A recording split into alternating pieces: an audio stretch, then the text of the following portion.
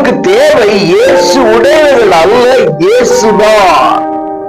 ஆகவே இயேசுவை நாம் தேட வேண்டும், நம்ப வேண்டும், அவருக்காக வாழ வேண்டும்.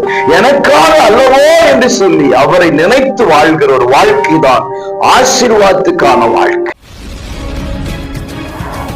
அன்புக்குரியவர்களே, நல்லவர் இயேசுவின் இன்ப நாமத்தில் மனதார வாழ்த்துக்கள். கர்த்தர் உங்களை ஆசீர்வதித்து நடத்துவாராக.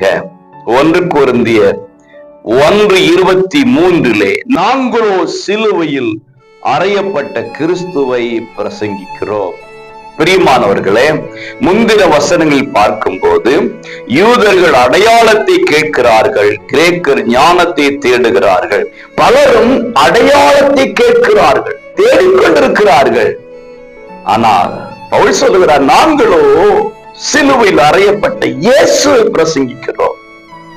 இன்றைக்கு கிறிஸ்துவை பிரசங்கிக்கிற நாம், அவர் தங்கி இருந்த வீடு, அவர் பயன்படுத்திய வஸ்திரம், அவர் பயன்படுத்திய செருப்பு, அவருக்கு அடித்த ஆணிகள், அவருடைய தலையிலே சூடப்பட்ட முற்கிரீடங்கள், அவருடைய சிலுவை, அவருடைய கல்லறை, இப்படியெல்லாம் அவரை சார்ந்தவைகளை முக்கியப்படுத்த ஆரம்பித்து விட்டோம்.